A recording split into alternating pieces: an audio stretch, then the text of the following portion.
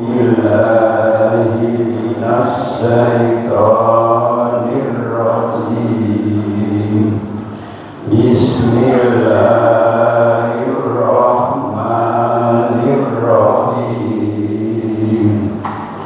رضيت بالله ربا وبالإسلام دينا وبمحمد نبيا ورسولا ربي زدني علما وارزقني فهما آمين.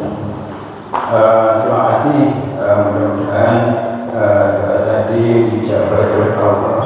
Amin. Dan dari pengurus kajian mengucapkan terima kasih kepada kelompok 11 yang pada malam hari ini menyebut atau sedekah pada malam hari ini di Kamis minggu keempat.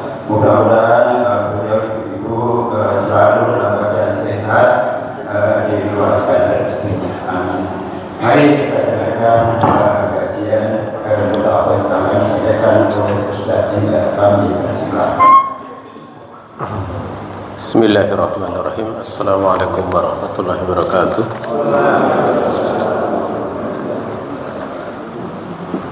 Alhamdulillahirabbil alamin. Wa bihi nasta'in ala umuri dunya waddin. Wassalatu wassalamu ala asrofil mursalin wa ala alihi wa sahbihi ajmain, amma ba'd. Jamaah yang dirahmati Allah Ta'ala, mari pertama kita bersyukur kepada Allah Ta'ala karena dengan keluasan rahmatnya serta inayahnya saat ini kita berkumpul dalam rangka untuk mengadakan kegiatan yang termasuk amal soleh, bisa membuka hati kita untuk kita mendapatkan basirah ataupun ilmu. Kita tahu bahwa basirah itu tingkatan tertinggi di dalam berilmu, ya. Makanya sering dikatakan ilmu itu tersifati dengan yakin, ya, ilmu al-yakiniyu, dan itu yang akan membuahkan kekokohan di dalam beramal soleh, istiqomah, ya, bersabar, demikian pula bersyukur untuk menjalankan perintah-perintah Allah dan menjauhi seluruh larangan-larangan Allah Subhanahu wa Ta'ala. Kesemuanya itu tidak akan mungkin terwujud kecuali dengan bantuan pertolongan dari Allah Subhanahu wa Ta'ala. Di pertemuan kita kali ini kita masih berada pada babun minasir lusul halqati wal khayti wa nahwihi ma li rafil bala'au daf'iha. Bab termasuk dari syirik memakai gelang, benang dan semisal keduanya untuk mengangkat bala atau untuk menolaknya. Dan telah berlalu pembahasan bagaimana Rasulullah SAW melihat seorang laki-laki yang dia di tangannya ada gelang dari tembaga. Dan Nabi SAW menanyai, ya, dan setelah ditanya bisa diketahui bahwa gelang itu untuk menolak kelemahan. Tapi justru Nabi SAW mengatakan fa innaha la taziduka illa wahnan. Ya, sungguhnya gelang itu tidak akan menambah bagimu kecuali justru kelemahan. Bahkan andaikan kamu mati sementara gelang itu masih ada padamu, maaflah tak abadan, kamu tidak bakal selamat selama-lamanya. Ya. Kemudian kita akan lanjutkan pembahasan itu sudah selesai. Walahu yang dimaksud adalah pada riwayat Al-Imam Ahmad dan Ibnu Hibban an Uqbah ibni Amir marfu'an, dari Uqbah bin Amir radhiyallahu ta'ala anhu, hadisnya marfu'. Artinya marfu itu kadang lafadznya datang dari sahabat, tapi secara pemahaman dia sampai kepada Rasulullah SAW atau terangkat sampai ya Rasulullah Sallallahu Alaihi Wasallam. Ya, ada pembahasan syarat-syarat marfu itu seperti apa. Beliau mengatakan man ta'allaqa tamimatan fala atammallahu lahu wa man ta'allaqa wada'atan fala wada'allahu lahu. Di situ beliau menyebutkan barang siapa menggantungkan tamimah. Ya, tamimah itu kan harusnya yang sempurna. Maka Allah Subhanahu wa taala tidak akan menyempurnakan urusannya. Dan barang siapa yang menggantungkan kerat, Allah Subhanahu wa taala tidak akan memberikan ketenangan padanya. Nah ini jamaah yang dirahmati Allah Subhanahu wa taala, menggantungkan tamimah ataupun kerat tadi itu dalam rangka untuk menolak bala. Ya, dalam rangka untuk menolak bala. Atau dalam rangka untuk intifat, mengambil kemanfaatan tetapi dengan sebab yang Allah tidak jadikan padanya sebab kemanfaatan. Ya. Dan Nabi menyampaikan dengan lafaz seperti ini, man ta'allaqa tamimatan fala atammallahu lahu wa man ta'allaqa wada'atan fala wada'allahu lahu. Ini termasuk kadang Nabi itu dalam menyampaikan hadis dengan indahnya kayak semacam syair. Karena pakai kata tamimah fala atamma, lafaz wada'atan fala wada'allahu lahu. Jadi biasanya kalau di dalam pantun-pantun, syair-syair ada kesamaan lafaz yang mirip ya. Seperti kita kemarin bahas mancadda wajada. Itu kan ada keindahan sehingga orang mudah untuk menghafalnya. Dari situlah kenapa beberapa karya tulis kitab itu ditulis dengan model seperti itu. Sehingga ada kitab yang seluruh syairnya berakhiran huruf nun, namanya nuniyah. Ya. Ada pula yang berakhiran semua huruf ta. Ya. Dan itu termasuk keindahan. Indah sehingga dihafal itu menjadi mudah. Ya. Sama yang dirahmati Allah Subhanahu wa taala, balik lagi. Ya, tapi tentunya keindahan itu bukan menjadi maksud utama. Walaupun kita tahu agama Islam itu agama yang indah, aturan-aturannya itu senantiasa memperhatikan maslahat dunia maupun agama, dan senantiasa aturan-aturannya itu untuk menolak mafsadat, kerusakan, baik kerusakan dunia maupun kerusakan agama. Nah, ini menjadi makosid dari syariah. Sehingga tidaklah Allah Subhanahu wa taala memerintahkan kecuali pasti ada maslahat. Dan tidaklah Allah Subhanahu wa taala melarang kecuali di dalamnya mesti ada mafsadat. Ya. Jamaah yang dirahmati Allah Subhanahu wa taala, yang menjadi maksud tentu adalah kandungannya.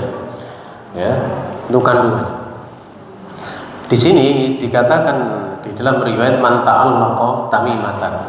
Yang dimaksud dengan ta'allaq itu dia orang yang menggantungkan sesuatu ala jismihi, terkadang digantungkan itu pada dirinya, jisimnya, seperti kalung. Kalau yang kemarin di gelang sini, ada yang di sini ya. Atau dia menggantungkan pula hatinya. Jadi di samping menggantungkan sesuatu pada tubuhnya, pada mobil ataupun pada rumah, tapi juga hatinya digantungkan bahwa ini bisa begini, bisa begini. Kita memakai sebab yang Allah jadikan padanya sebab saja, ya, itu tetap mesti harus yakin bahwa kemanfaatan ini yang memberikan manfaat Allah. Penolakan madorot itu yang menolak dengan izin Allah. Contoh misalnya orang berperang pakai tameng, ya, itu tidak boleh yakin semata-mata tameng. Padahal tameng itu sebab yang Allah jadikan padanya sebab untuk melindungi dari panah, Demikian pula dari apa? Dari tombak. Kalau sekarang misalnya pakai baju anti peluru, melindungi dari peluru, itu sebab yang Allah jadikan padanya sebab. Ya. Tetapi mesti diyakini kesemuanya itu dengan izin Allah Subhanahu wa taala. Ini sebagai sebuah sikap tawakal.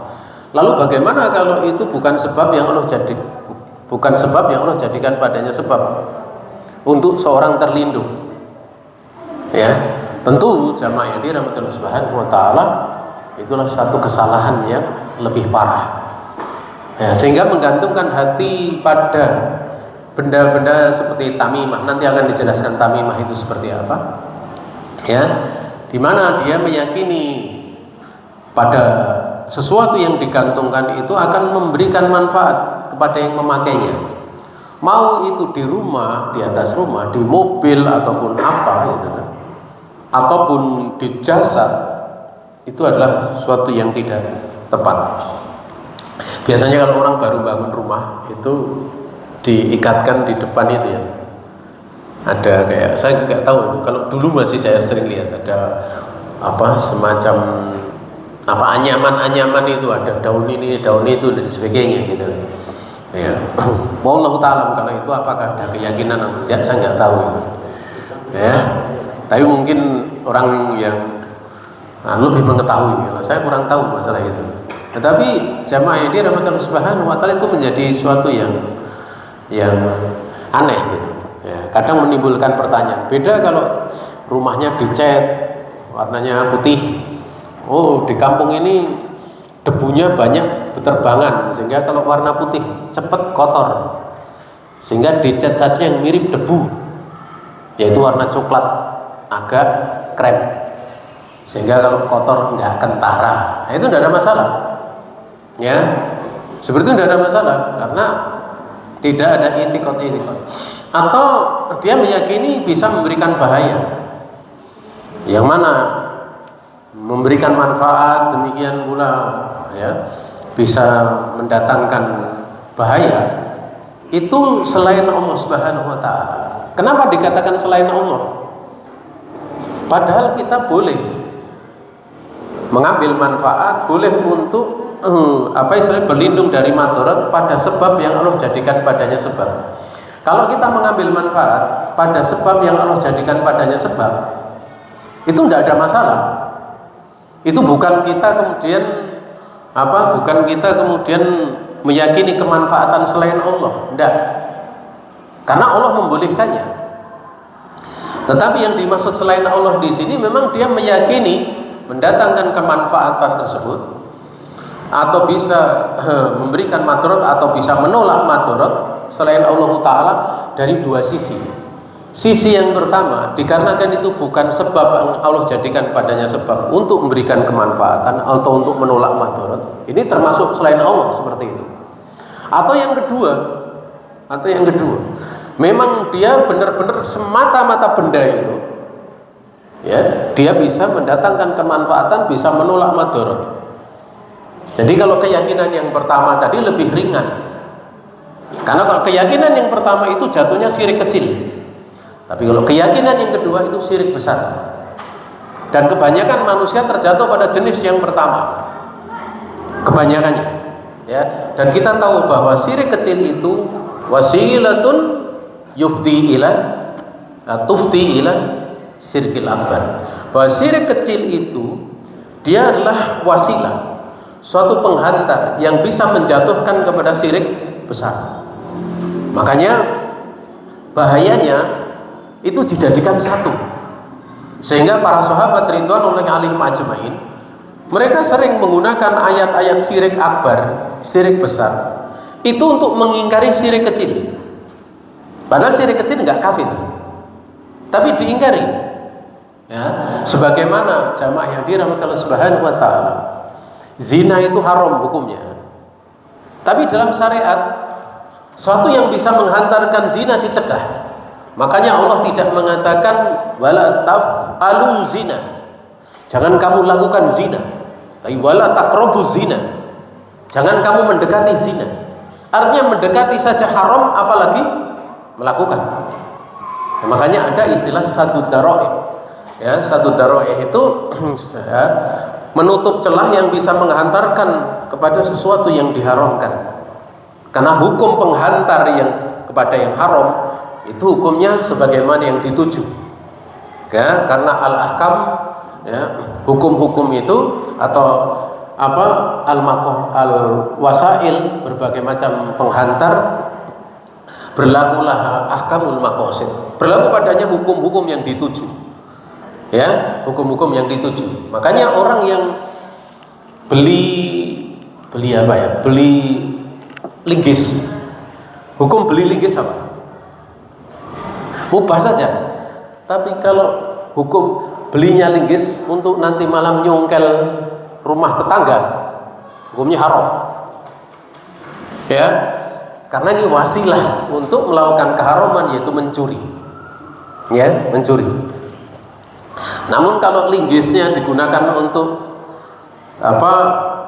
dia itu untuk karena masjid sedang direnovasi, kemudian dia ingin ikut kerja bakti, maka dia masuk bagian daripada keutamaan, ya, karena wasilah supaya dia bisa membantu untuk membangun rumahnya Allah Subhanahu wa taala.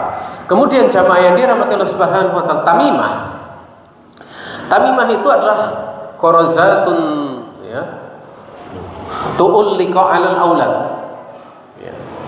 Dia adalah kantong yang dijahit, yang isinya itu tulisan-tulisan.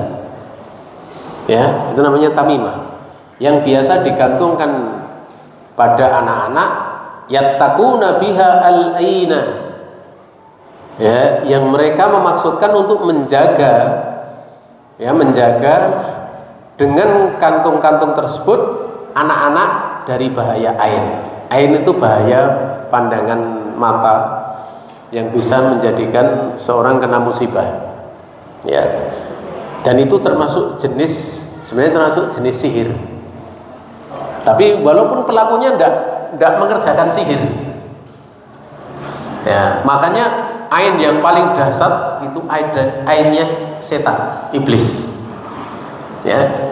Demikian pula jamaah yang dirahmati Allah Subhanahu wa taala, kalau tukang sihir kadang dia menggunakan rapalan-rapalan sambil matanya melihat objek.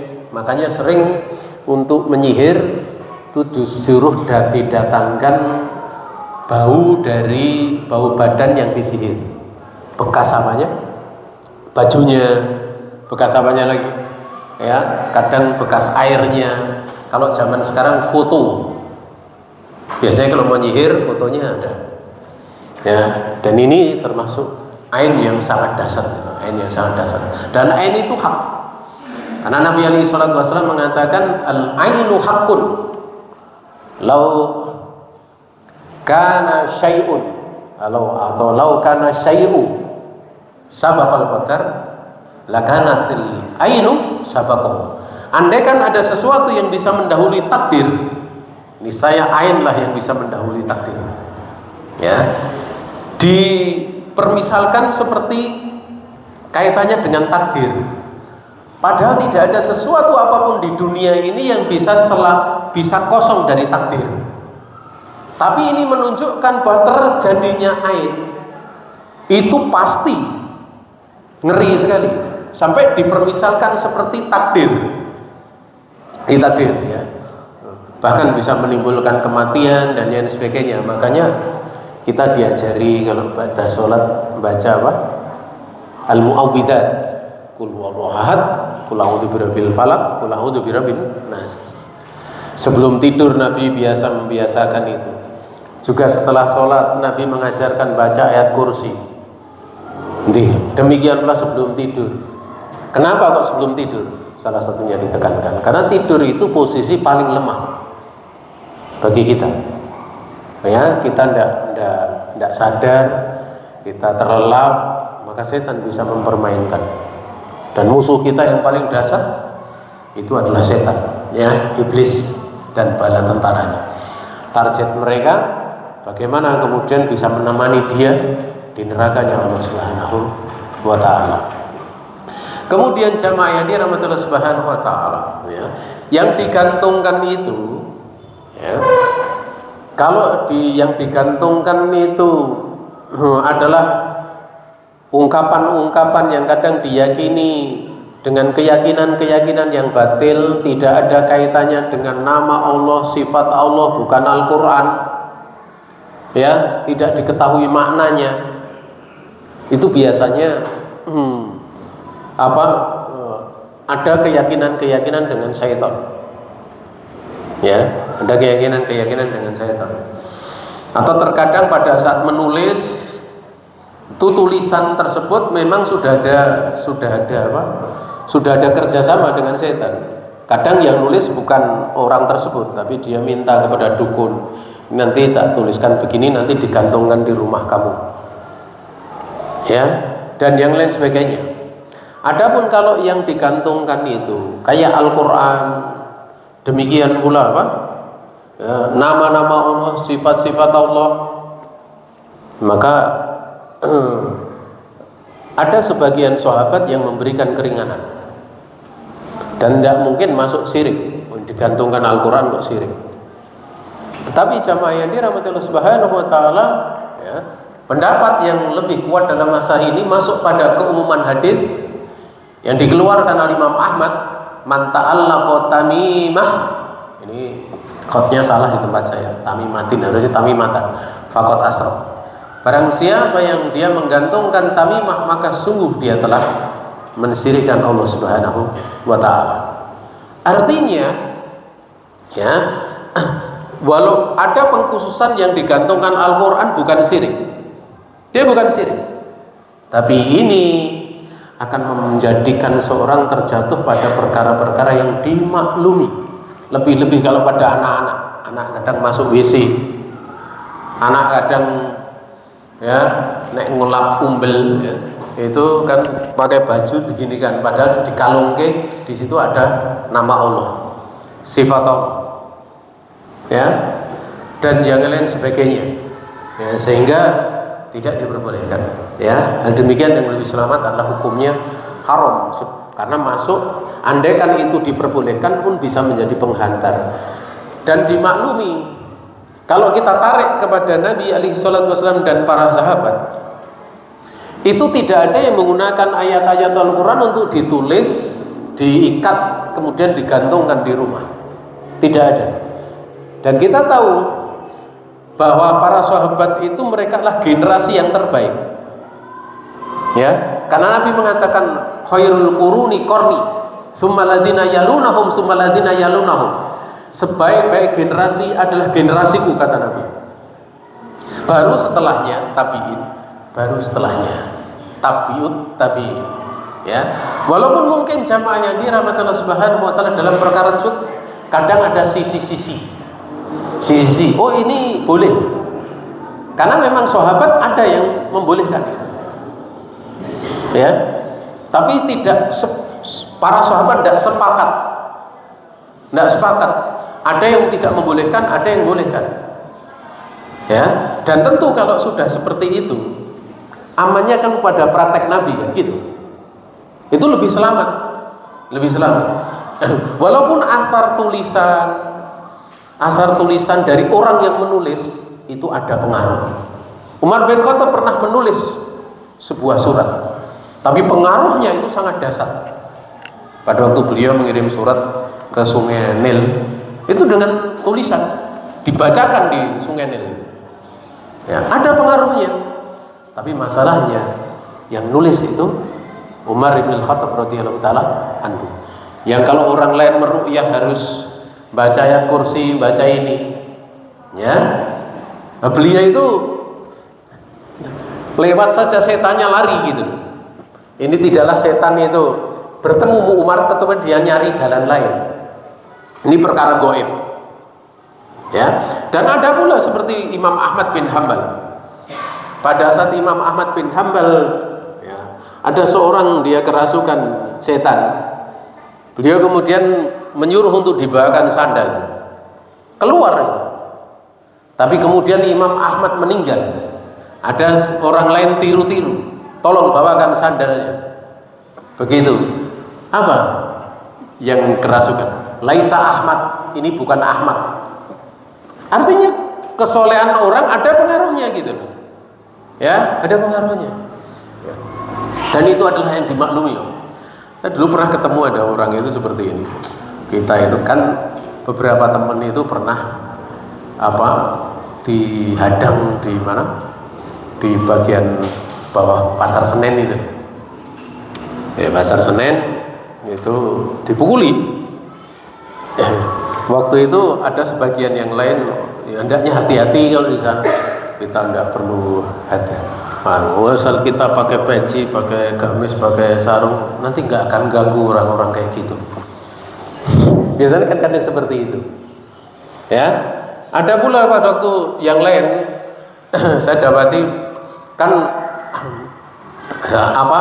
satu keluarga ini banyak diganggu setan. Dan memang ada orang yang mengganggu dengan bantuan setan dan dia ngaku, dia menyatakan itu memang saya serang. Akan tanya kepada saya, kemudian saya ceritakan untuk bekal zikir pagi petang ini itu dan sebagainya. Kemudian salah satu dari mereka mengatakan, ngapain kita ini untuk seperti itu? Ya, untuk seperti itu. Kenapa? Karena kita kalau berbuat gaib tidak akan ada orang yang ganggu. Copet, perampok, bajingan itu tidak mikir yang dirampok orang baik atau orang jelek, nggak mikir kayak gitu. Ya, makanya pada waktu teman saya itu dipukuli di dekat atrium Senen itu sudah mengatakan kami anak ngaji jebret gitu. Kalau tidak ada dalilnya gitu loh gitu. Mosok pakai gitu nggak sadar gitu. Ya kadang ada yang tahu-tahu. Jangan diganggu ini orang ngaji gitu. Mungkin ada yang seperti itu. Tapi ini tidak bisa dikiaskan. Ya, saya pernah pakai peci. Ya pakai peci, di bis dari Kampung Rambutan mau ke Pasar Senen. Itu di keroyok 3 orang pengamen. Yang satu jejeri saya di bis itu kosong di depannya, di samping. Kemudian yang 2 itu ndodosi tas, ndodosi ya bahasa Indonesia, grilnya tas. Saya lirik, oh iya ini. Mungkin dikira saya bawa uang ya. Itu kalau saya teriak, tidak mungkin, wong bisnya saya paling pojok, sudah mau habis orangnya, hujan lagi. Kemudian saya nyari akal itu, kalau saya dikeroyok 3 orang, mesti saya babak belur. Ya, kemudian saya ngobrol, yang satu ngobrol tuh mengatakan saya orang miskin begini dari Surabaya, dari kota Jawa Timur lah. Saya ingat salah satu dari Surabaya. Pak butuh ini sambil ngobrol terus gitu, sambil 2 orang dodosi tas gitu. Ya ini kalau dodosi tas mesti saya remuk gitu. Akhirnya saya bilang, jenengan ya. Anda saya ajak bisa bahasa Jawa itu bisa ngobrol pakai bahasa Jawa, kemudian nanti dulu kayaknya saya tadi punya salah gitu. Kemudian saya kan karena alasan itu saya jadi bisa ngambil tas gitu. Tak buka tas itu, salaknya 2 kilo. Ayo dimakan bareng-bareng. Ya, itu malah selamat sampai ke Pasar Senen. Kemudian saya dituntun ke arah timur, dari atrium itu ke timur, sampai di sini aja Pak, ini paling aman. Kalau sana banyak pencolengnya, padahal dia ya masuk gitu. Ya, itu jangan mikir kita pakai gamis, pakai peci, itu tidak mikir kayak gitu. Ya, nggak mikir. Makanya jangan. Maka tatkala kemudian kita beramal, kita dengan penjagaan dari Allah Subhanahu wa taala, Allah bisa menjadikan sebab terjaga itu banyak sekali sebabnya. Sebabnya banyak sekali. Ya. Namun manakala kita tidak punya penjagaan, kemudian meyakini dengan seperti itu bukan sebab yang Allah jadikan padanya sebab. Ya. Maka penjagaan seperti kita banyak berdoa, kita berzikir, mungkin suatu saat kalau ada kesempatan kita membahas tentang pembahasan seputar masalah zikir-zikir gitu. Dan memang zikir-zikir itu akan punya makna yang sangat kuat manakala dia punya akidah yang kokoh. Ya. Makanya dari seluruh pembahasan doa dan zikir itu ya ta'ala bi asma'illahi ta'ala wa sifatihi. Itu berkaitan dengan nama-nama Allah Subhanahu wa taala dan sifat-sifatnya. Kaitannya dengan itu. Ya, kaitannya dengan itu. Ya. Kenapa? Ya karena kita meminta itu kepada Allah, mengingat itu kita mengingat Allah, termasuk mengingat Allah itu kita mengingat namanya, mengingat perbuatannya, mengingat sifat-sifatnya, sehingga dengan mengingat perbuatannya, mengingat sifat-sifatnya, kita bisa menggantungkan harapan kita untuk kita mendapatkan kemanfaatan, untuk mendapatkan perlindungan. Contoh sederhana saja, tidaklah Allah Subhanahu wa taala memberikan aturan di muka bumi ini kecuali di situ berkaitan dengan nama dan sifat Allah taala. Contoh misalnya, Allah punya nama Al-Ghafur. Al-Ghafur. Ya, Al-Ghafar, zat yang Maha Pengampun. Di antara namanya Ghafur, Maghfirah, itu Allah taala sangat di dalam menutupi aib hambanya. Sehingga boleh tidak kita menggibah manusia tanpa sebab, tanpa alasan syar'i? Tidak boleh. Namimah tidak boleh. Ya, kalau ada orang punya kesalahan dan belum terang-terangan, haknya dinasihati, ditutupi. Kalau dia nggak paham tentang makna maghfirah, tidak paham tentang Ghafur, Ghafar, nabrak sana nabrak sini. Makanya ada kaitannya dengan nama Allah, sifat Allah, bahkan wujud dalam aturannya ada kaitannya. Maka kalau kita belajar fikih dari awal sampai akhir, itu tidak kosong dari mengenal Allah Subhanahu wa taala di dalam nama, sifat maupun perbuatannya. Nah, itu pentingnya. Hanya saja kalau kita itu belajar kan ini akidah, ini fikih, ini begini kan gitu, jadi satu-satu.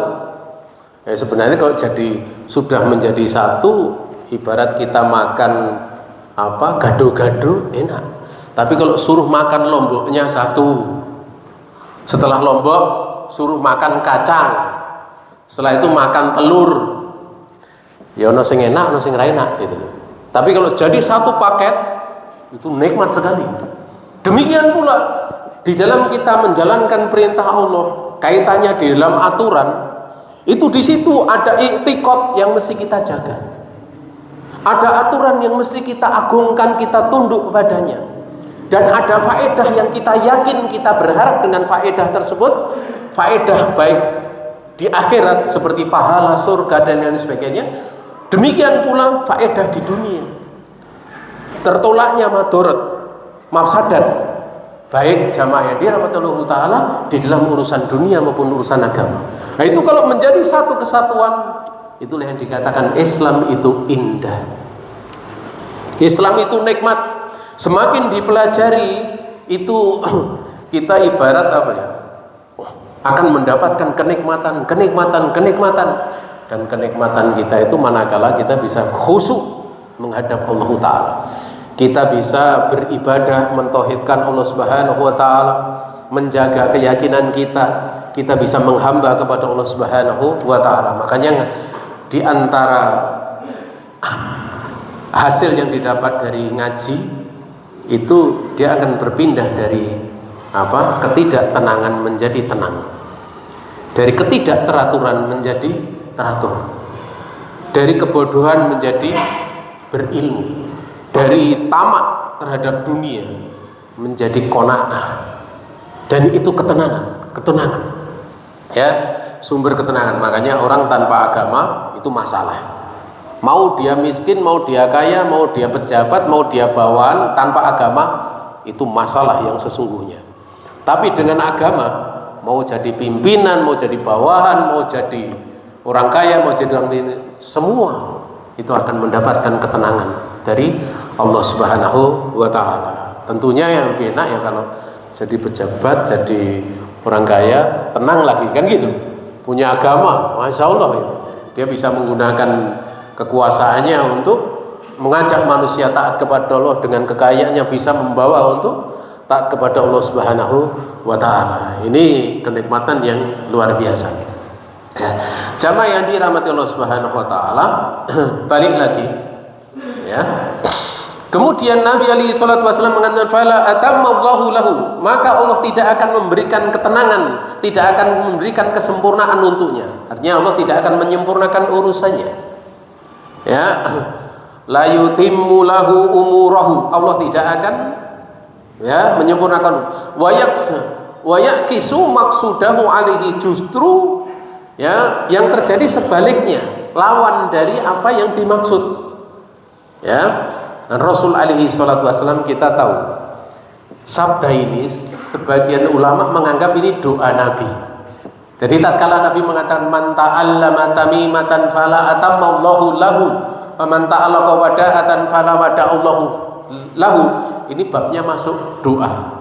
Barang siapa yang menggantungkan tamimah, maka mudah-mudahan Allah tidak menyempurnakan urusannya.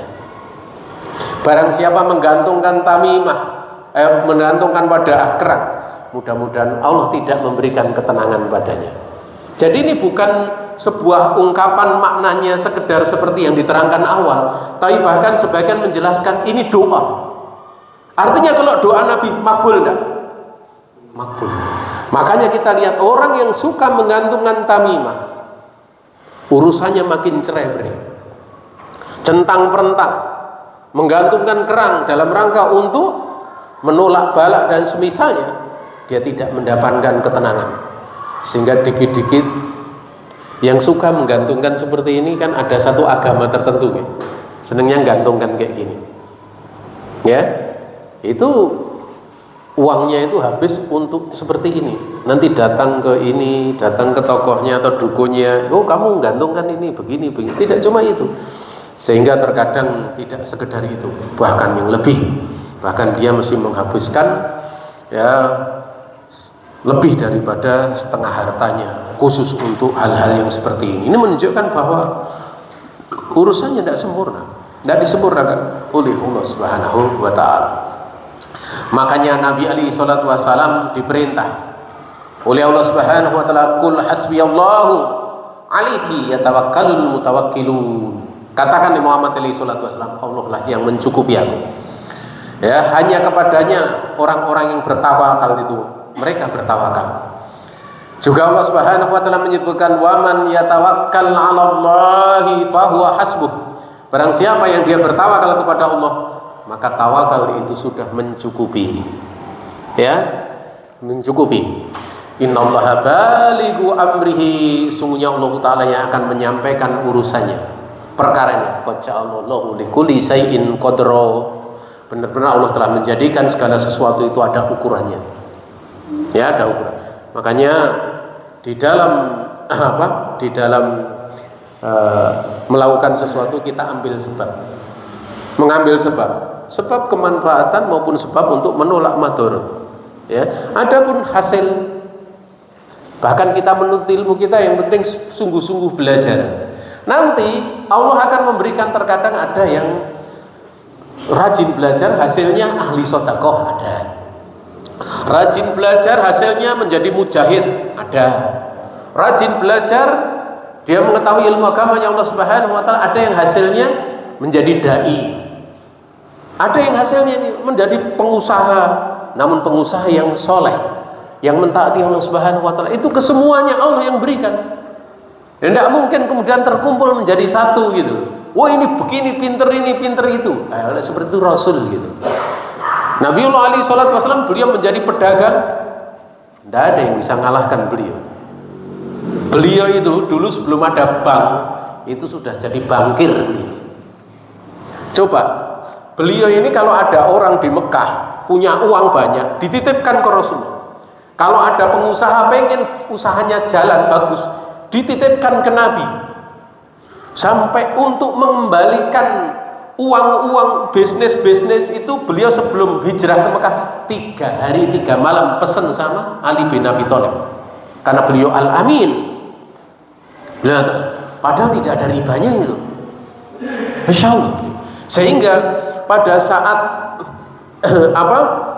Ibunda Khadijah mempekerjakan Rasulullah untuk berdagang di umur 25 tahun, Maka beliau memerintahkan salah satu kepercayaannya, pelayannya, untuk menemani Rasulullah SAW. Dan setelah itu disuruh lapor, cerita ternyata dagangnya begini.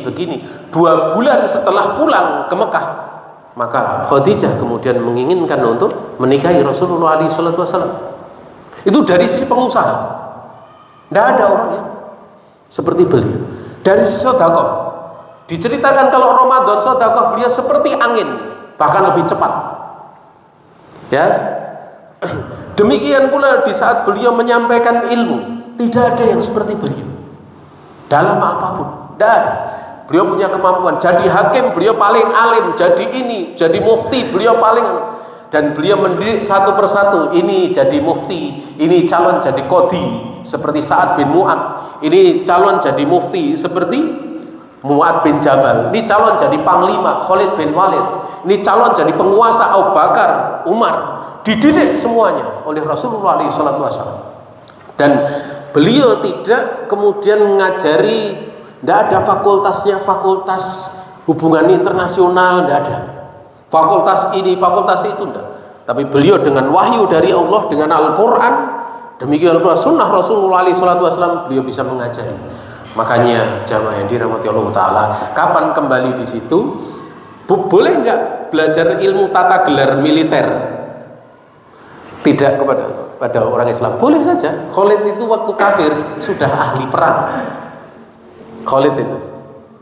Makanya begitu beliau masuk Islam, Nabi tidak menunjuk Khalid, tapi Allah Subhanahu wa taala yang mentakdirkan Khalid jadi panglima. Kenapa? Karena pada saat panglima pertama terbunuh syahid, panglima kedua syahid, panglima ketiga syahid, Khalid melihat ini kalau nggak ada yang mimpin kacau balau, pasukan bisa hancur.